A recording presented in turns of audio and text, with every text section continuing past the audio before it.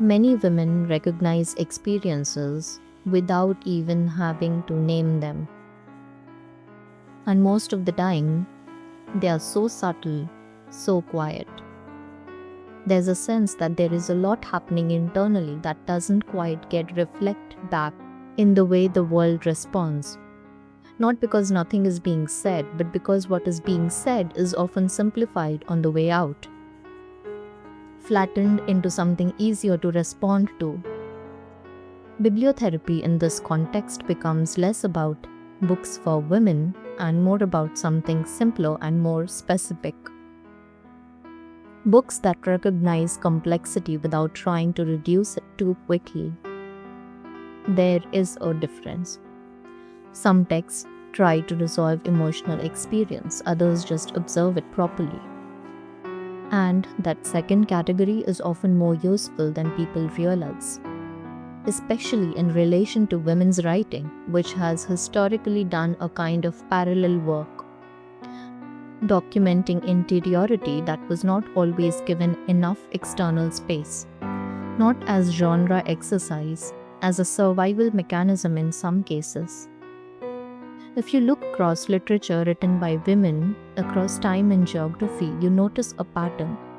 Attention to detail, attention to contradiction, attention to emotional states that don't resolve neatly into a single conclusion. Not because women's experiences are inherently more complex than anyone else's, but because they have often had to be recorded with precision in an environment that didn't always prioritize them. So literature becomes a place where that precision is allowed to exist.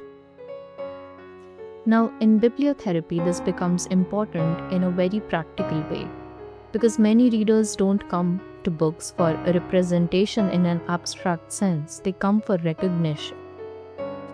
There is a difference between seeing something described and feeling something accurately reflected. Recognition is more specific.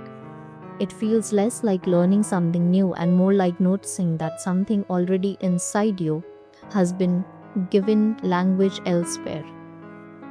That is often the moment people describe as, "This book understands me." Not because the book knows them, but because it is accurately mapping a state they have been carrying without external articulation. In women's writing, especially, this often appears in the form of interior monologue, extended attention to thought patterns that are not always resolved externally, small emotional shifts that never become events, daily negotiations with identity, responsibility, fatigue, desire, ambivalence. Things that don't always make for dramatic narrative structure but do make for accurate psychological representation. And accuracy in bibliotherapy matters more than intensity, because what readers are often dealing with is not a lack of emotion, it is an overload of unstructured emotion. Reading that can hold that without immediately organizing it into something simpler is often more useful than reading that tries to solve it. There's also something slightly uncomfortable here that is worth naming. A lot of mainstream reading culture tends to treat women's emotional experiences as either inspirational or tragic. Two poles, both simplified. Neither particularly interested in the ordinary complexity in between. I resist that framing. Bibliotherapy is less interested in emotional extremes and more interested in continuity. What it feels like to sustain an internal life across time while also managing external expectations that do not always account for it. This is where literature becomes more than representation. It becomes a form of cognitive relief. Not because it fixes anything, but because it stops the reader from having to translate their own experience into something more socially legible in order to understand it. There is a subtle exhaustion that comes from constant translation, from repeatedly converting internal states into externally accessible formats. Writing, speaking, even thinking sometimes becomes filtered through that process, and reading, when it works, interrupts it. It allows experience to exist without immediate correction. One of the quieter strengths of bibliotherapy is that it does not require emotional experience to be resolved before it is acknowledged. It does not insist that feelings become conclusions. It does not push for neat interpretive closure. It allows states to remain in motion, which is often closer to how lived experience actually functions, especially in relation to identity, labor, relationships, and all the small accumulations of emotional work that don't always get named as such. There's also something practical about this.